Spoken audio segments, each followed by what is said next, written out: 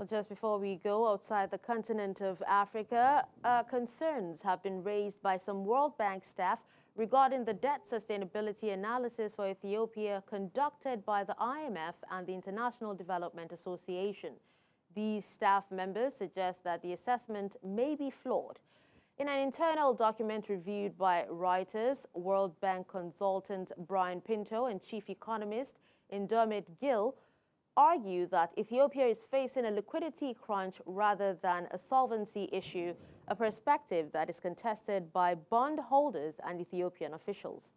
Ethiopia's $1 billion international bond default has intensified the debate over the DSA's credibility, with bondholders rejecting government proposals for an 18% debt write-down. Now, the controversy underscores the broader challenges in assessing debt sustainability for low-income nations amid rising defaults.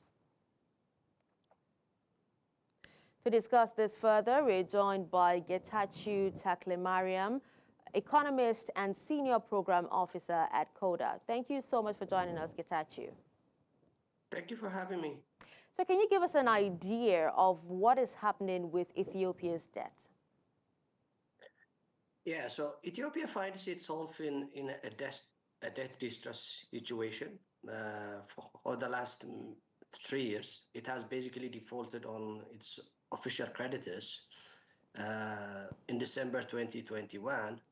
And since then, there has been a lot going on in the debt state, in the debt space. On the one hand, the country has already applied for debt restructuring under the G20 Common Framework. On the other hand, it has also been attempting to reach to some sort of agreement with the International Monetary Fund in terms of the reform programs. These two are basically interrelated because a common framework agreement requires an up and running IMF program for any debt restructuring to be happening. So Ethiopia has recently agreed with IMF to undertake an economic reform program, but the debt restructuring part of the equation is not really going very well because there has been, on the one hand, there had been tensions between the official creditors within the public sector creditors. Okay, Getachew, but what are the implications, of a flawed analysis, for both the country and also its creditors? Yeah, obviously, I think the flaw that the World Bank staff are indicating relates to the response of the Ethiopia's export sector to some of the economic reform programs that the country is undertaking, particularly the exchange rate reform program. So whether the contestation relates to how much the export sector would actually be responding positively to the economic reform program that the country is undertaking. Ethiopia's export has always been facing structural problems. So the monetary incentives that are coming from the exchange rate, the change in the exchange rate regime would not be resulting so much. It has been said time and again by experts, but IMF experts seem to think otherwise, that a change in the exchange rate regime would actually bring significant change in the export revenue of the sector. That seems to be where the contestation is particularly.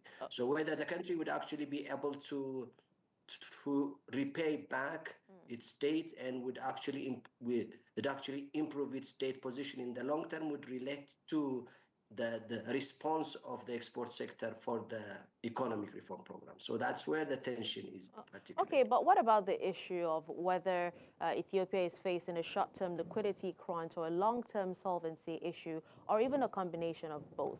Now, go ahead and tell us what you feel the implications will be for the country if it is facing both. Yeah, the challenge is going to be significant if, as the World Bank staff are indicating, if this thing is a long-term solvency issue, then this would mean that actually the country's debt position would not be improving despite the fact that it's undertaking significant economic reforms. That would mean in the future its ability to actually get resources from the international capital market would actually be reduced, because that's a judgment by the international capital market that this is a structural matter would actually have its own impact in terms of the cost of capital for the country in the international capital market. So that seems to be where the challenge is. And this is a country that requires significant resources from external international capital market to push forward its own growth ambitions. So I believe that would have its own limits in terms of its future ambition for growth and job creation in the country. That would be the implication.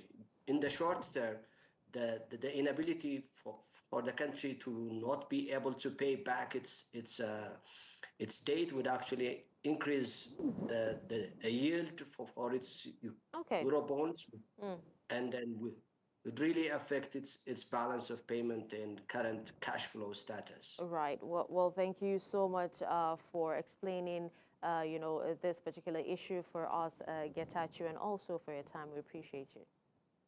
Thank you.